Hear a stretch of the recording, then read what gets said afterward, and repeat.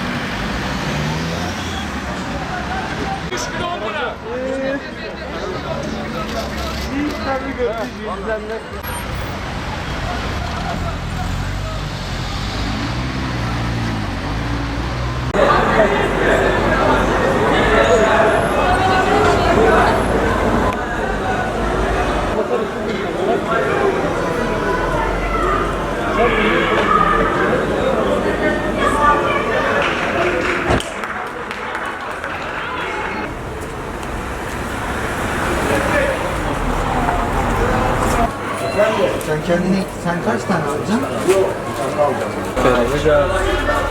Hatım bu nasıl olsa bak, eski bakkalımız bu. 80 ne olacak ya?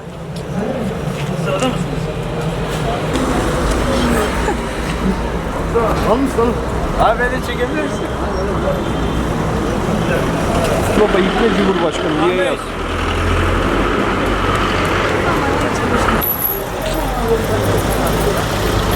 Nerede göreceğiz?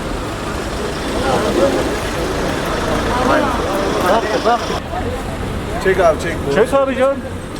Yani şuraya bak. Sözde virüsten koruyor. Abi açılın ya. Lütfen açılın. Birbirinize 3 metre mesafe bırakın. Maske alın. Açılın böyle sırayla açılın. Bu ne böyle ya?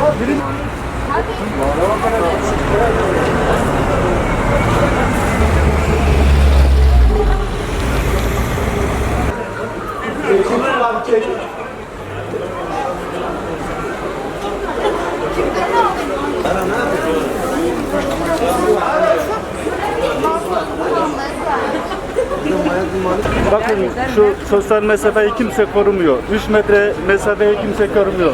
Arkadaşların çoğunun maskesi yok.